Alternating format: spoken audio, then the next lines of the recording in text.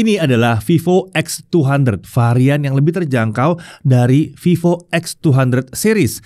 Yang satu ini punya banyak kemiripan dengan Vivo X200 Pro. SoC-nya sama, pakai Dimensity 9400. Layarnya 6,67 inci AMOLED 120Hz dengan tampilan yang keren juga nih. Kameranya juga sama-sama hasil kerjasama Vivo dengan Zeiss. Jadi ini harusnya tetap sebuah smartphone flagship yang kencang dan kameranya mumpuni. Baterai juga lumayan besar di sini di 5800 mAh dengan dukungan 90 watt flash charge. Fiturnya juga udah kekinian, sudah dilengkapi dengan eSIM dan fitur AI. Oke, langsung aja kita bahas salah satu dari smartphone flagship pertama di Indonesia di tahun 2025 ini.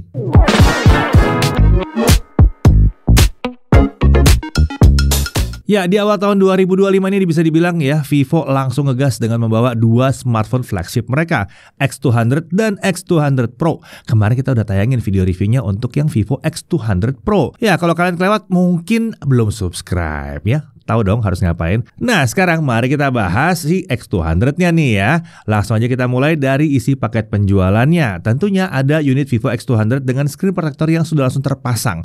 Lalu ada chargernya. Ini adalah charger 90 watt flash charge. Kemudian ada kabel USB-C, ada case dan ada SIM tray ejector serta paket dokumen. Jadi isi paket penjualannya terbilang cukup lengkap yang satu ini. Ya, secara umum smartphone ini desainnya mirip dengan X200 Pro ya, premium ya. Bodinya itu menggunakan desain curve depan dan belakang. Menariknya, sisi depan smartphone ini menggunakan quad curve screen ya, yang membuat smartphone ini memiliki lengkungan di keempat sisi layarnya. Sementara untuk bagian frame ini menggunakan desain flat atau datar. Unit yang kita review ini warnanya adalah copper green dengan back cover yang terbuat dari bahan glass atau dari kaca. Ada juga varian lainnya yaitu carbon black dengan bagian cover yang terbuat dari fiberglass atau serat kaca. Sementara untuk frame-nya yang dua ini sama aja, bahannya dari metal juga. Untuk dimensinya tinggi 160,27 mm, lebar 74,81 mm dan ketebalan 7,99 mm. Untuk bobotnya, varian warna copper green ini ada di sekitar 202 gram. Sementara untuk warna carbon black itu sedikit lebih ringan di 197 gram.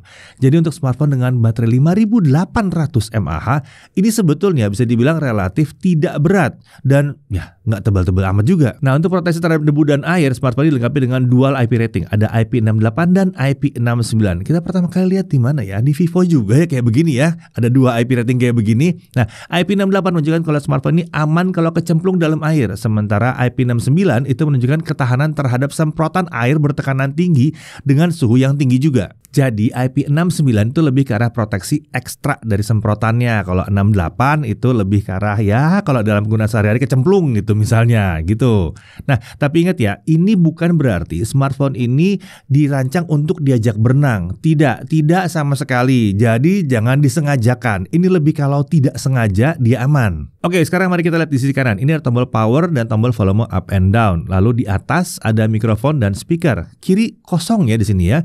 Di bawah di sini ada SIM tray. Ini bisa untuk 2 nano SIM tanpa slot micro SD.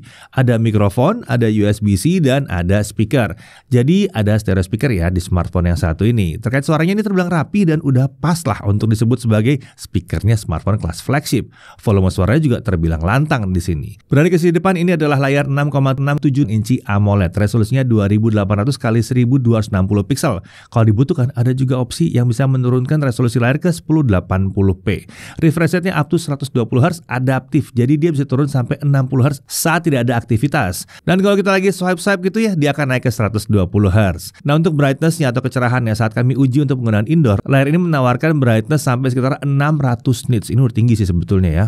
Sementara untuk simulasi penggunaan outdoor, brightness-nya bisa mencapai 1600 nits. Berarti di luar ruangan di bawah terik matahari nggak ada masalah. Oke, nah untuk color gamut, hasil pengujian color gamutnya kurang lebih seperti ini ya. Secara umum, mode standar itu menawarkan color gamut dengan volume mendekati 100% DCI-P3. Sementara di mode profesional itu diarahkan mendekati 100% sRGB. Nah, untuk edit-edit warna di foto atau di video ya, sebaiknya pakai mode profesional aja. Supaya warna nggak terasa kurang kalau dilihat di layar lain yang saturasinya mungkin nggak setinggi yang satu ini. Nah, kalau butuh tampilan yang saturasinya tuh tinggi banget ya, kita bisa pakai mode bright yang menawarkan gamut volume di atas 100% DCI-P3. Nah, untuk layar ini punya sertifikasi ya, ada SGS Low Blue Light X, lalu ada Zeiss Master Super Color Display.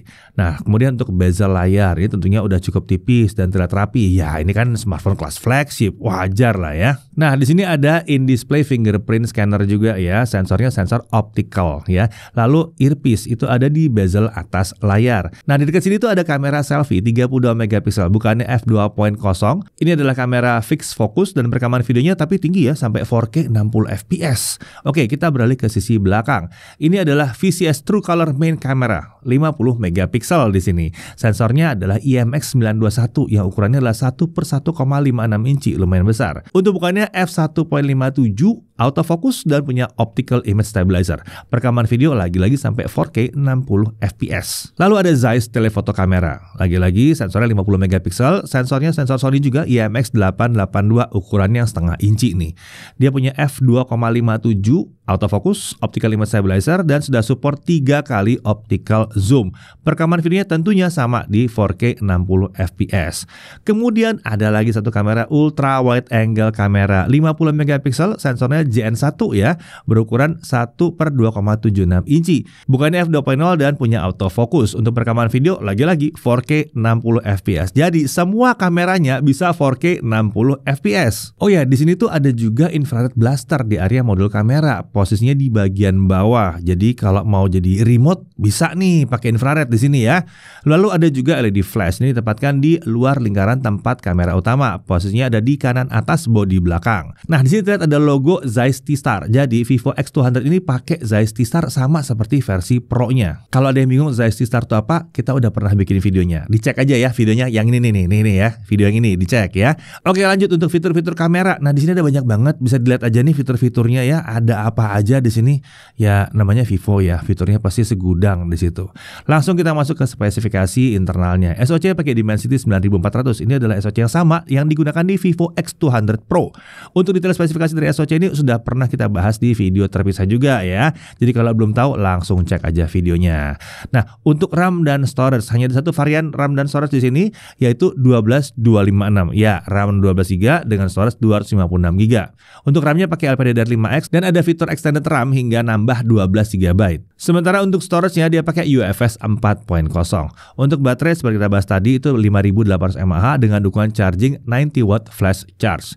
Kapasitas baterai ini meningkat ya dibandingkan X100 yang dulu yang 5000 mAh doang ya. Lumayan jauh naiknya nih ya. Sementara untuk dukungan charging ya ini sebetulnya terlihat turun dari 120 watt flash charge di X100, tapi nggak apa-apa, tetap kenceng kok pakai 90 watt juga. Yang penting ini nih ya, kalau bicara soal baterai, Vivo tuh menyebutkan bahwa smartphone ini menggunakan third gen silicon anode technology. Ini membuat baterai punya kepadatan yang tinggi sehingga memungkinkan smartphone-nya punya bodi yang ramping walaupun kapasitas baterainya itu cukup besar. Oke, kita lanjut untuk sensor-sensornya. Dia punya accelerometer, dia punya gyro, ada proximity sensor, ada ambient light sensor, dan lain-lain. Banyaklah sensornya, ini flagship banget kok. Nah, lanjut untuk konektivitas. Tentunya 5G bisa ya, 2G, 3G, 4G, 5G bisa semuanya. Lalu untuk dukungan eSIM, nah ini udah ada. Akhirnya kebagian fitur eSIM juga di sini. Kemudian untuk Wi-Fi-nya itu Wi-Fi 7, tapi harusnya untuk di Indonesia jalan sampai Wi-Fi 6 aja ya. Bukan karena hardware-nya nggak sanggup, tapi karena di Indonesia-nya tidak ada Wi-Fi 7 saat video ini dibuat. Lanjut untuk Bluetooth-nya itu versi 5.4. Untuk kodeknya itu ada SBC, AAC, Qualcomm aptX Audio, Qualcomm aptX HD Audio, dan LDAC juga bisa di sini. NFC-nya bisa multifunction, jadi ini bisa digunakan untuk emulasi akses card. Untuk USB tentunya bisa OTG, tapi sayangnya smartphone ini hanya pakai USB 2.0, jadi kecepatan transfer datanya belum bisa dibilang yang paling kencang. Dan dukungan untuk display output juga jadinya belum ada di sini. Sepertinya ini jadi pembeda yang lumayan ya antara X200 dengan versi X200 Pro. Untuk fitur keamanan ada in-display fingerprint scanner dan ada face unlock. Untuk OS dia pakai Vantage OS 15 dengan basis Android 15 juga. Terkait update, Vivo menjanjikan update Android itu 4 kali ya dengan security update sampai 5 tahun. Nah, layanan ekstra seperti global search dan lock screen poster itu juga ada di sini ya. Kalau dirasa tidak dibutuhkan, ini harus kita matikan secara manual dari settings. Oke, sekarang mari kita beralih ke fitur AI. Di sini terdapat beberapa fitur AI yang terbagi jadi 2 kategori ya, yaitu Smart Imaging dan Smart Productivity. Untuk Smart Imaging ada Live Cutout. Fitur ini memungkinkan kita untuk melakukan seleksi terhadap suatu objek dalam suatu foto secara otomatis. Kemudian kita bisa menyalin objek tersebut atau menyimpannya sebagai foto terpisah. Ini akan cocok sekali untuk bikin stiker atau mau bikin thumbnail misalnya. Bisa banget ya. Lalu ada AI Erase 2.0. Fitur ini memungkinkan kita menghapus objek yang tidak diinginkan di sebuah foto. Kemudian AI akan menambal area yang tadi dihapus dengan gambar yang sesuai dengan area sekelilingnya, tentunya pakai AI ya. Lalu ada AI Photo Enhance. Fitur ini bisa diakses melalui menu editor di aplikasi galeri bawaan. Dan dikatakan ini bisa membuat gambar yang buram jadi lebih tajam dengan bantuan AI. Lalu ada Shadow Removal. Fitur ini akan aktif ketika kita memotret sebuah dokumen. Nantinya bayangan yang tertangkap di dokumen itu bisa dihilangkan secara otomatis. Jadi hasil foto dari dokumennya bersih dari bayangan HP atau tangan kita. Lalu ada Album Memories. Lewat fitur ini kita bisa membuat sebuah video pendek yang isinya rangkuman foto atau video yang kita pilih. AI di sini bakal memilih audio, transisi, dan juga teks-teks yang akan dimunculkan dalam video pendek ini secara otomatis. Oke, kemudian kita pindah ke Smart Productivity. Di sini ada AI Note Assist. Ini tersedia dalam aplikasi Notes bawaan. Fitur ini bisa membantu kita mendapatkan ringkasan dari catatan yang kita buat di Notes atau juga bisa memperbaiki format penulisan catatan. Selain itu kita juga bisa menerjemahkan catatan yang kita buat ke bahasa yang lain. Lalu ada AI Transcript Assist. Lewat fitur ini kita bisa langsung mendapatkan transkrip dari rekaman suara yang kita ambil. Menariknya, ini sudah bisa pakai bahasa Indonesia. Kemudian ada AI Global Translation. Fitur ini memanfaatkan Google Lens dan bisa kita akses dari Smart Sidebar. Seperti ini ya caranya. Ini bisa kita pakai untuk menerjemahkan teks apapun yang muncul yang ada di layar ke bahasa yang kita inginkan. Kemudian ada Vivo Live Call Translation. Fitur ini memungkinkan kita mendapatkan terjemahan percakapan secara langsung selama panggilan telepon berjalan. Fitur ini bakal sangat berguna kalau kita lagi teleponan dengan seseorang yang bicaranya menggunakan bahasa yang berbeda tentunya. Nah, kemudian ada dukungan untuk Circle to Search dan dukungan untuk Gemini atau Gemini juga ada di sini. Untuk Circle to Search kita pakai tombol yang satu ini pencetnya ya, seperti biasa, dengan HP lain juga seperti itu. Nah, kemudian untuk Gemini atau Gemini kita bisa pakai shortcut dengan cara menahan tombol power. Nah, nanti muncul tuh si Gemininya. Dan kemudian kita bisa manfaatkan. Oke, kita lanjut ke benchmark. Kita mulai dari Antutu 10 dulu. Tanpa kipas kita dapat 2.538.000-an ya. Dengan kipas kita dapat 2.569.000-an. Kenceng yang satu ini. Lanjut ke Geekbench 6. Tanpa kipas kita dapatkan single core di 2682, multicore di 7643. Kalau pakai kipas, single core di 2725, multicore di 8148. Lalu untuk Trademark Slingshot Extreme Unlimited, OpenGL Graphics Core-nya tanpa kipas di 35.308, lalu dengan kipas ada di 35.420. Kemudian untuk Trademark Wildlife Stress Test. Nah, ini kita mau nge-stress dulu ya. Tanpa kipas, base score di 18.786, lowest score di 8.466. Ini stability-nya cuma di 45,1%. Tapi kalau kita pakein kipas, sekarang kita lihat base score-nya naik ke 19.861 dan lowest score-nya juga naik jauh banget nih ke 16.675. Jadi stability-nya naik banget di 84%. Oke, lanjut untuk Trademark Solar Bay. Ini untuk ray tracing ya. Tanpa kipas kita dapatkan skor di 39,57 fps. Kalau pakai kipas, wah ini naik nih ke 42,35 fps. Lanjut untuk GFX Bench Manhattan 3.1 1080p offscreen, dia dapat 282 fps. Untuk Car Chase 1080p offscreen dapat 137 fps. Lanjut untuk gamingnya ya. Untuk mendapatkan pengalaman gaming yang maksimum, kita aktifkan dulu mode Boost di Overlay Ultra Game Mode. Nah, untuk Subway Surfer seperti biasa, smartphone Vivo kalau mau main game ini di 120 fps kita harus pakai mode Refresh Rate High. Baru kita bisa pakai 120 fps-nya. Nah, kalau refresh rate kita set di Smart Switch, game ini cuma jalan di 60 fps. Walaupun kita pakai mode Boost itu nggak ngaruh ya. Jadi naikin aja ke 120, aman kok. Lanjut untuk Mobile Legends. Setting frame rate-nya ultra sampai 120 fps juga udah langsung terbuka di sini. Saat kami coba ya, game ini ya bisa jalan dengan mulus dan lancar di 120 fps. Bahkan saat battle yang rame pun tidak ada penurunan di sini. Kita coba main 3 match berturut-turut dan masih tidak terasa ada penurunan performa. Jadi untuk main Mobile Legends ini udah cukup mantep ya. Untuk push rank wah udah mantep banget dah ini. Lanjut untuk PUBG Mobile. Ini kalau kita pesan di setting grafik smooth, opsi frame rate terbuka sampai ultra ekstrim atau 120 fps. Saat dicoba hasilnya terbilang rata sekali nempel dengan 120 fps. Jadi asik banget waktu dimainin nih, memang seru banget nih ya. Nah, untuk gyro aiming ini lancar banget ya, karena kita pakai gyroscope-nya hardware. Ya nggak ada masalah lah, pasti mulus dan lancar kalau kayak begini. Oke, kita masuk ke Genshin Impact. Langsung aja highest 60 fps. Skenario seperti biasa, bolak-balik Mondstadt Liyue ya. Kita mainkan tanpa kipas dan frame rate-nya terbilang rata di 60 fps sepanjang pengujian. Jadi mau lagi sepi atau udah battle, frame rate-nya tetap 60 fps dan rata-rata selama setengah jam memang di 60 fps ya. Ini mantep banget ya, tanpa kipas pendingin aja udah bisa rata di 60 fps. Udah kayak HP gaming 2-3 tahun yang lalu ya, bisa kayak begini, gak ada masalah. Nah, kalau untuk suhunya, kita lihat dulu ya. Si depan tuh suhu tertinggi ada di kisaran di 44 sampai 45 derajat Celcius. Sementara si belakang juga sama ya, di kisaran 44 sampai 45 derajat Celcius. Agak anget memang yang satu ini, tapi nggak apa-apa. Yang penting performanya emang mantap banget. Nah, jadi bagaimana kalau kita pasangin kipas pendingin? Ya hasilnya udah pasti rata 60 fps, namanya juga limitnya 60 fps. Jadi tanpa kipas aja dia bisa rata 60 fps, apalagi kalau kita kipasin lebih stable lagi. Dan kalau dikipasin, lihat nih suhu permukaan layarnya turun kan. Oh ya, kalau kita mau lihat rankingnya, jadinya ini masuknya rankingnya S+ dengan atau tanpa kipas. Tapi saran kami sih pakein kipas aja biar lebih nyaman pakainya. Oke, kalau mau tahu Wuthering Waves gimana, ya kita main kok pakai Wuthering Waves dan mulus lancar juga di sini. Sayangnya kita nggak bisa dapetin skornya karena entah kenapa pada saat kita pasangin aplikasi yang biasa kita pakai untuk ngecek FPS-nya agak berantakan hasilnya. Ya mungkin karena OS-nya baru gitu ya, HP-nya juga baru dan Wuthering Waves sendiri baru ada update juga.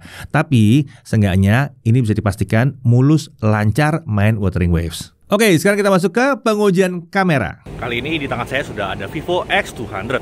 Bukan yang Pro, ini X200 yang biasa. Jadi langsung aja kita lihat kemampuan kamera seperti apa. Nah, yang pertama saya mau cek seperti biasa kemampuan mikrofonnya. Suara yang kalian dengar sekarang ini adalah suara langsung dari mikrofon smartphone-nya. Saya nggak pakai mikrofon eksternal di sini. Jadi untuk kebutuhan video sehari-hari atau vlogging, hasilnya seperti ini. Nah, saya pribadi penasaran sih, dibandingkan dengan X200 Pro, mikrofonnya ini ada bedanya gak ya? Langsung kita coba aja deh. Oke, ini adalah contoh suara dari Vivo X200 yang biasa. Dan yang satu ini adalah suara dari mikrofonnya Vivo X200 Pro. Teman-teman bisa dengar bedanya atau mirip-mirip aja? Keduanya juga punya fitur vocal enhancement. Jadi kalau kita nyalakan fiturnya, harusnya suara noise di sekitar lebih teredam sih. Mari kita coba aja deh. Nah, kalau ini adalah contoh video dengan fitur vocal enhancement-nya dinyalakan. Ada bedanya kah? Gimana? Teman-teman bisa dengar bedanya nggak? Oke, sekarang kita lanjut bahas kamera depan atau kamera selfie-nya. Kamera selfie-nya ini sebagian besar masih tergolong mirip dengan pendahulunya, si S100. Detailnya tinggi, warna juga nggak ada komplain, perekaman videonya juga bisa sampai 4K 60 fps.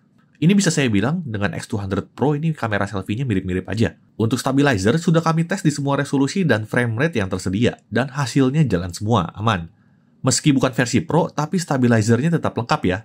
Cakep nih. Sayangnya, kamera selfie atau depannya ini belum autofocus ya. Agak sayang sih, padahal statusnya X200 ini adalah flagship. Semoga generasi berikutnya bisa dikasih lah ya, fitur selfie autofocus. Kemudian soal dynamic range, sebetulnya by default udah cukup bagus, tapi belum maksimal. Untuk video selfie kelas flagship, kualitas videonya ini belum seperti yang saya harapkan. Di sini belum ada fitur HDR video khusus atau Dolby Vision seperti versi Pro-nya.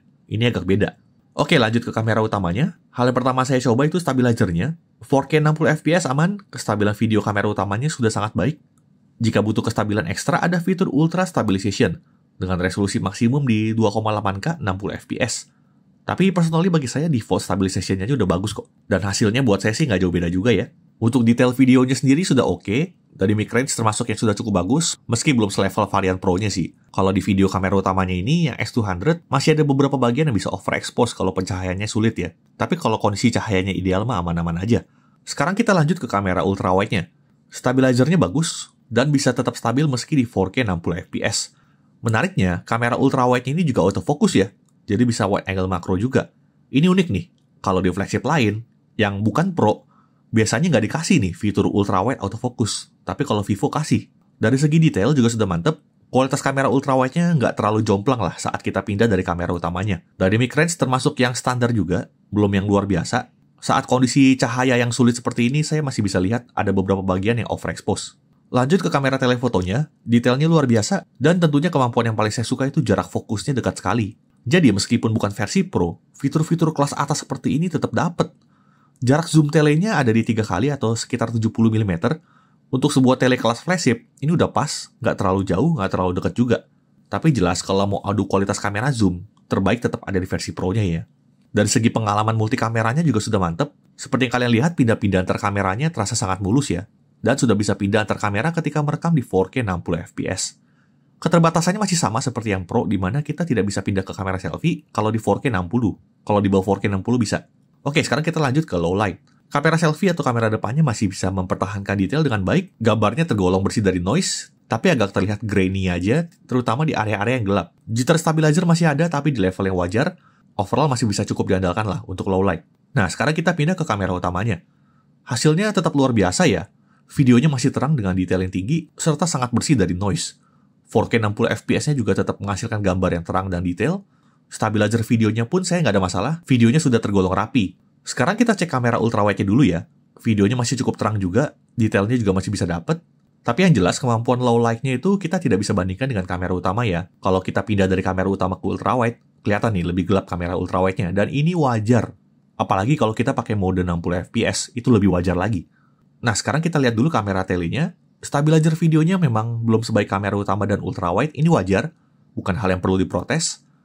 Yang saya salut itu meski bukan versi Pro, tapi kemampuan video low light untuk kamera telenya, ini termasuk yang bagus loh. Mau kita pakai di 4K 30 atau 4K 60, telefotonya ini tetap bisa diandalkan untuk kondisi seperti ini. Dari segi autofocus juga aman ya. Mau di kamera manapun, mau di kondisi low light sekalipun, fitur autofocus itu lancar-lancar aja. Yang perlu kita perhatikan cuma kamera selfie-nya aja yang nggak autofocus. Oke, sekarang kita lihat foto-fotonya. Meskipun bukan versi Pro, tapi fitur Zeiss Style Portrait-nya juga ada di sini ya. Di mode portraitnya ini kita disediakan berbagai macam focal length dari 23mm sampai 100mm. Dan kita juga bisa pilih macam-macam bentuk bokehnya, ada banyak, tapi personal favorit saya ada di Biotar. Overall sih yang saya suka dari pengalaman kameranya ada di konsistensinya. Apapun skenario fotonya berhasil membuat saya tuh wow. Foto selfie, wow. Foto ultrawide, wow. Kamera utamanya, wow. Foto kamera tele merupakan personal favorit saya. Foto orang, foto peliharaan, wow. Foto tele makro, wow lah. Salut saya sama kameranya Vivo X200 ini. Pokoknya tinggal point and shoot beres. Nah, sekarang kita lihat fitur ekstranya. Yang pertama ada cinematic portrait video. Untuk resolusinya mentok di 1080p 30 fps ya. Bisa kita pakai di kamera utama dan telenya juga. Ini salah satu poin yang membedakan dengan versi Pro ya. Kalau yang Pro bisa 4K. Kalau di sini 1080p 30 fps aja. Tapi overall fiturnya berjalan cukup baik. Bokehnya juga natural saat pakai kamera utama. Dan yang saya salut, dynamic range-nya juga mantep. Bahkan lebih baik ketimbang X100 Pro tahun lalu. Saya cuma nemu masalah kecil aja sih pas pakai kamera telenya.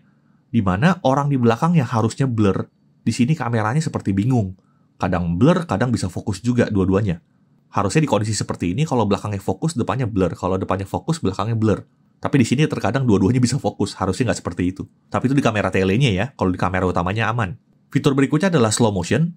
Ini juga salah satu poin yang membedakan versi Pro dan non-Pro. Kalau di sini mentok di 1080p 240 fps saja. Dan hanya bisa digunakan untuk kamera utama. Lalu Pro Mode juga ada di sini. Kita bisa pakai untuk foto dan video. Fitur manualnya cukup lengkap, bisa kita gunakan untuk kamera ultrawide dan telenya juga. Yang membedakan Pro dan non-Pro, secara signifikan itu cuma di fitur lock-nya aja. Untuk saat ini kalau kalian cari fitur lock, baru ada di versi Pro-nya aja ya. Yang ini belum. Berikutnya mari kita bahas soal flare. Bang, kalau di versi Pro-nya kan kena isu flare tuh. Kalau yang non-Pro ini gimana? Wah, kabar baik nih buat yang ngincer HP ini. Ini sudah saya bandingkan sebelahan dan bisa kita lihat bersama ya. Kalau yang X200 biasa, malah lebih minim flare-nya. Bukan berarti di Vivo X200 yang biasa ini nggak ada flare sama sekali ya. Fenomena flare itu fenomena yang umum sebetulnya. Tapi bisa kita bilang di Vivo X200 nggak terlalu kentara lah. Oke, yang keren-kerennya sudah kita bahas. Sekarang apa saja yang menurut saya masih kurang atau masih perlu ditingkatkan lagi oleh Vivo?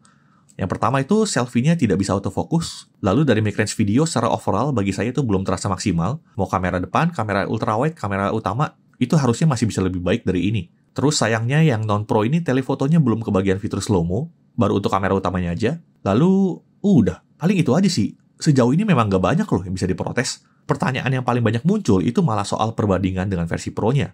Harganya kan beda 5 juta tuh. Kameranya sejauh apa sih bedanya? Oke, tapi sudah jelas banget ya. Untuk kualitas kamera tertinggi, itu adanya di Pro. Tapi menurut saya, untuk mayoritas pengguna, X200 ini yang versi biasa, sudah sangat cukup. Tidak semua orang butuh kamera segila yang versi Pro. Kalau dari saya akan bertanya kembali ke kalian. Apakah kalian butuh video 8K 30 fps? Lalu apakah kalian butuh 4K 120 fps di kamera utama dan telefoto? Lalu butuh banget nggak bokeh video di 4K? Lalu butuh fitur lock atau enggak? Dan kalian butuh telefoto yang lebih baik atau enggak? Itu aja sih yang akan saya tanya balik.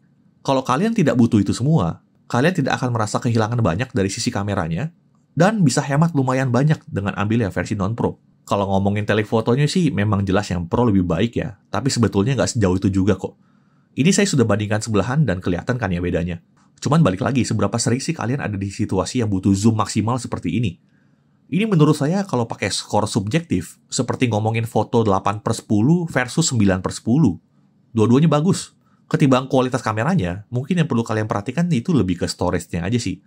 Cukup nggak 256 GB untuk kebutuhan dokumentasi kalian? Lalu kalau kalian masih pakai Vivo X100 non-Pro yang tahun lalu, menurut saya sih belum waktunya upgrade ya.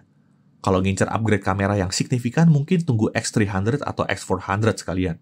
Tapi kalau kalian belum pakai X100 dan lagi cari smartphone dengan kamera mantep, yang satu ini sih terlalu mudah untuk direkomendasikan, terutama untuk kelas harganya. Oke, sekian pengujian kameranya Vivo X200. Kita lanjut lagi ke pembahasan berikutnya. Oke, kita lanjut lagi ke pengujian baterainya. Seperti biasa kita mulai dengan YouTube Offline Video Playback 1080p. Jadi kita download dulu pakai aplikasi YouTube, terus kita putar secara offline. Untuk resolusi layar 2800x1260 pixel, ini defaultnya ya. Baterai baru habis setelah 24 jam atau tepatnya 23 jam 50 menit. Ini udah bagus banget sih sebetulnya ya. Kemudian kalau kita turunkan resolusi layarnya ke 2400x1080 pixel, kita bisa dapat lumayan 26 jam 14 menit. Jadi sepertinya ngefek banget itu ya. Nah, kalau untuk streaming YouTube 1080p 30 fps non HDR, baterai akan berkurang hanya 2% untuk streaming video selama bukan 30 menit, 1 jam ya. Kita terpaksa nambahin jadi 1 jam, saking iritnya. Lalu untuk TikTok, baterai itu berkurang sekitar 3% dalam 30 menit. Biasanya 4-5%. Ini cuma 3% saja. Nah, untuk Genshin Impact main di highest 60 fps, baterai hanya berkurang 9% selama setengah jam, yang biasanya itu 14%. Jadi secara umum hasil pengujian baterainya menyatakan bahwa HP yang satu ini terbilang lumayan awet ya, walaupun kenceng. Oke, sekarang kita masuk ke pengujian chargingnya. Dari 0 sampai 50% butuh waktu 17 menit. Sementara dari 0 sampai full butuh waktu hanya 41 menit saja. Mungkin ini bukan yang super duper kenceng banget yang sampai di bawah 30 menit, tapi tetap aja ini bisa dibilang kenceng. Karena ingat, baterainya bukan 5000, ini 5800 mAh. Jadi nggak ada komplain dari kami. Bahkan kami harus bilang chargingnya bagus yang satu ini. Nah, lalu kita lanjut ke Netflix, tentunya udah bisa wideband L1, artinya udah support sampai Full HD. HDR10 juga didukung, sementara untuk kodek HEVC dan AV1 juga tersedia di sini. Nah, untuk YouTube, ini streamingnya terbuka sampai 8K 60 fps dengan dukungan HDR. Sayangnya, walaupun kita udah milih video yang 8K 60 fps, tapi kalau kita udah pilih begitu di streaming, dia jalan cuma di 4K 60 fps HDR ya. Ya, tapi sebetulnya nggak ada masalah juga sih. Kalau di HP sih nggak ada masalah. Kalau ini TV, saya akan bermasalah. Kalau ini HP, nggak, itu bukan sebuah problem kok. Lanjut, untuk haptic feedback secara standar, getaran dihasilkan terbilang pendek dan akurat. Sayangnya kami merasa getarannya agak sedikit kurang kuat. Tapi ya dicoba aja sendiri deh. Ada yang suka, ada yang nggak suka soalnya. Tapi intinya ini bukan haptic feedback yang jelek. Ini haptic feedbacknya udah berkelas kok. Lanjut untuk Wi-Fi sharing. Ini bisa diaktifkan melalui menu Wi-Fi hotspot saat terhubung ke Wi-Fi. Jadi bisa, nggak ada masalah. Nah, untuk harga, Vivo X200 ini dibanderol dengan harga kisaran 12.999.000 dan hanya ada satu varian ya, tadi yang 12.256 aja. Untuk informasi lebih detail silahkan cek aja ke kolom deskripsi. Oke, kita langsung masuk ke hal yang perlu diperhatikan. Pertama, dia masih pakai USB 2.0. Jadi transfer data lewat USB-nya itu masih belum yang super kencang dan belum bisa untuk display output. Kemudian, belum ada autofocus untuk kamera selfie-nya ya. Padahal seperti kami udah pernah bahas, smartphone mid-range dari Vivo seperti V series itu kamera selfie-nya udah pada autofocus ya. Ya paling nggak udah 4K 60 lah ya kamera selfie-nya. Lanjut, untuk opsi storage cuma ada 256 ya, walaupun udah cukup besar, tapi mungkin rasanya kita butuh yang lebih gede lagi lah ya, 512 lah paling nggak untuk harga segini. Jadi buat kalian mau cari versi ini, pastikan bahwa 256 itu memang mencukupi untuk kebutuhan kalian. Lanjut untuk sisi kelebihannya. Performanya, wah ini mah kenceng ya, karena pakai Dimensity 9400, udah pasti kenceng. Nyaman buat main game, udah game apa juga disikat, ini gak ada masalah nih. Kualitas tampilan juga mumpuni di sini, udah lengkap dengan fitur AI-nya juga, dan fitur AI-nya banyak tadi ya. Udah ada dukungan untuk eSIM lagi sekarang. Lalu kameranya ini memang mungkin tidak sesuperior kamera di X200 Pro, tapi tetap aja kualitasnya tinggi, ya tetap keren juga hasilnya. Kemudian ada opsi untuk perekaman video sampai 4K 60 untuk semua kamera. Nih cukup langka sebetulnya, apalagi kameranya sudah hasil kerjasama dengan Zeiss, dan ini udah Zeiss yang T-Star pula ya. Lalu untuk daya tahan baterai ini terbilang udah cukup bagus yang satu nih. Chargingnya juga lumayan cepat dengan 90 watt flash charge. Lalu ada IP rating di IP68 dan IP69. Jadi ya aman banget lah yang satu ini ya. Konektivitasnya juga lengkap dan modern. Sensor-sensor juga lengkap di sini. Paket penjualan juga lengkap di sini. Oke, sekarang pertanyaannya, Vivo X200 ini cocoknya buat siapa? Buat saya bang, oh iya boleh.